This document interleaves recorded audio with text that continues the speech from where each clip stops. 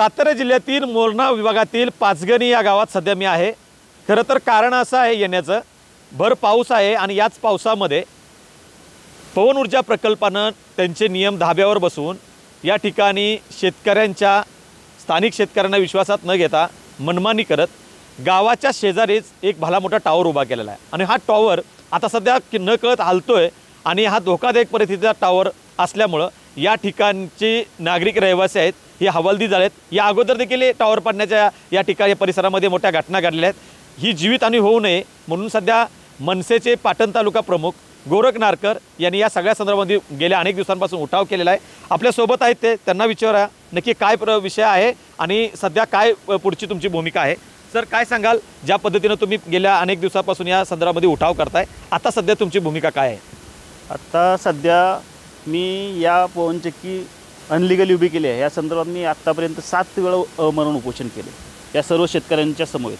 पुण्यामध्ये केले, इथंसुद्धा केले आणि माझं आत्ता 30 तारखेला 30/6/2025ला मेढा कार्यालयाच्या बाहेर उपोषण आहे। आणि ते उपोषण म्हणजे असं आहे की हा टॉवर आहे, त्या टॉवरला एक अंतर आहे, त्या घरांच्यापासून किती अंतरावर टॉवर उभा करायचा हे सर्व त्याला नियम आहेत। हे सर्व नियम त्यांनी चुकीच्या पद्धतीनं नियम कुठेही पाळलेले नाहीत आणि टॉवर अनलिगली उभं केलेलं आहे। आज जर बघितलं तर मोठ्या प्रमाणात पाऊस आहे, हा टॉवर थोडा हलतोय आणि यासुद्धा टॉवरचं काही सांगू शकत नाही, कारण या इथला समोरचा, या वाडीच्या समोरचा एक टॉवर 49 नंबरचा हा त्यांचाच कोसळलेला आहे 2014 साली। त्याच पद्धतीनं इथंसुद्धा स्थानिक लोक राहतात। हा टॉवर गेल्या मला उपोषणामध्ये पावसामध्ये मी ज्यावेळी इथंच उपोषण केलं त्यावेळी मला ग्वाही दिलेली की आम्ही काही दिवसात त्वरित सर्व जे आहे ते बंद करू आम्ही, परंतु अद्याप त्यांनी तशी काही कारवाई केलेली नाही। म्हणून मी मरण उपोषणाचं पुन्हा पुण्यामध्ये हे दिलेलं आहे, पत्र दिलेलं आहे आणि मी बसणार आहे सोमवारपासून। नक्कीच आपण जर पाहिलं तर हे होते गोरख नारकर आणि प्रशासनानं जोपर्यंत किंवा संबंधित विभाग जोपर्यंत हा टॉवर बंद करत नाही तोपर्यंत मी अमरण उपोषणाला बसल्याचं त्यांनी या ठिकाणी स्पष्ट केलं आहे।